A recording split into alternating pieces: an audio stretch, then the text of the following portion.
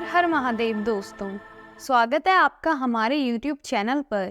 आज की वीडियो में हम सुनेंगे शिव महापुराण श्री रुद्र संहिता पंचम खंड का 56वां अध्याय बाणासुर को गणपद की प्राप्ति। संत कुमार जी बोले, हे महामुनि व्यास जी, जब भगवान शिव बाणासुर और श्री कृष्ण में मित्रता करवाकर वहां से अंतर्ध्यान हो गए, तब बाणासुर ने श्री कृष्ण के साथ आदर पूर्वक अपनी पुत्री व दामाद को विदा कर दिया।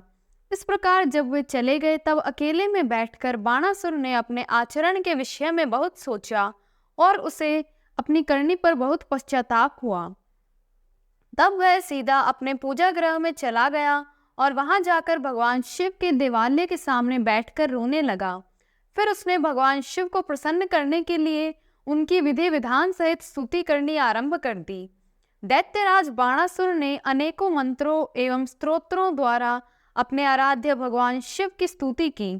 तत्पश्चात भगवान शिव को प्रणाम करके बाणासुर ने तांडव नृत्य करना आरंभ कर दिया।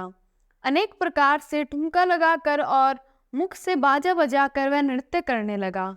उसके चेहरे के हाव भाव और हाथों की विभिन्न मुद्राएं उसके नृत्य को और प्रभावशाली बना रही थी।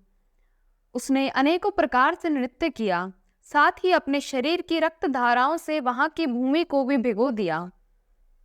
इस प्रकार दैत्यराज बाणासुर की भक्ति भावना और घोर आराधना देखकर भगवान शिव उस पर प्रसन्न हो गए और उसको दर्शन देने के लिए वहां प्रकट हुए।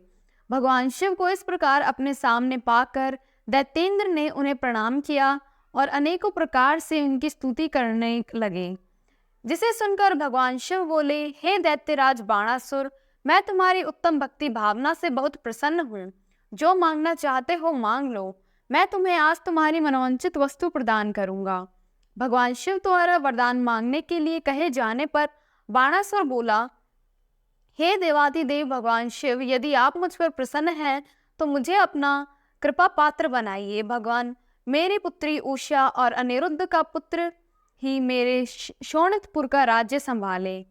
मेरा भगवान विष्णु से वैर भाव मिट गए। मैं अंदर व्याप्त रजोगुण और तमोगुण का नाश हो जाए और पुनः दैत्य भाव उत्पन्न हो जाए।